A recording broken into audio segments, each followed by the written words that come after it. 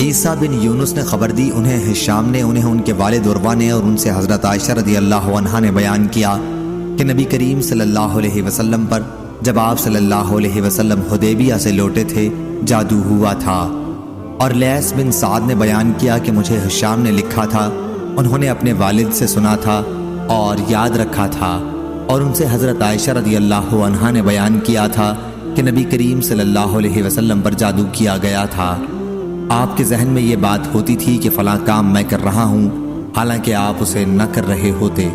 آخر ایک دن آپ نے دعا کی، اللہ پاک اس جادو کا اثر دفع کرے۔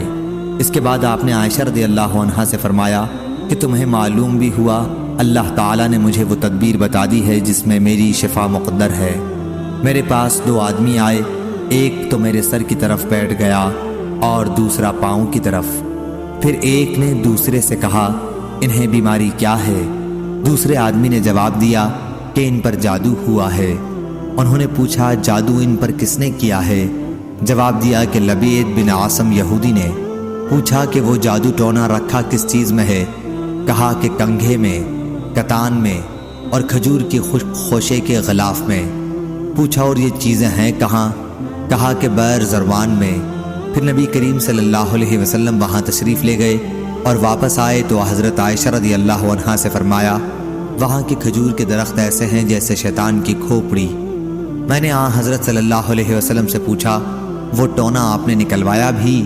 آپ نے فرمایا کہ نہیں، مجھے تو اللہ نے خود شفا دی اور میں نے اسے اس خیال سے نہیں نکلوایا کہ کہیں اس کی وجہ سے لوگوں میں کوئی جھگڑا کھڑا کر دوں۔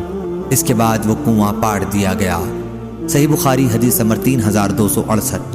کیا ان سے حمید بن ہلال نے، ان سے ابو صالح نے اور ان سے ابو سعید رضی اللہ عنہ نے بیان کیا کہ نبی کریم صلی اللہ علیہ وسلم نے فرمایا اگر تم میں سے نماز پڑھنے میں کسی شخص کے سامنے سے کوئی گزرے تو اسے گزرنے سے روکے، اگر وہ نہ رکے تو پھر روکے، اور اگر اب بھی نہ رکے تو اس سے لڑے، وہ شیطان ہے۔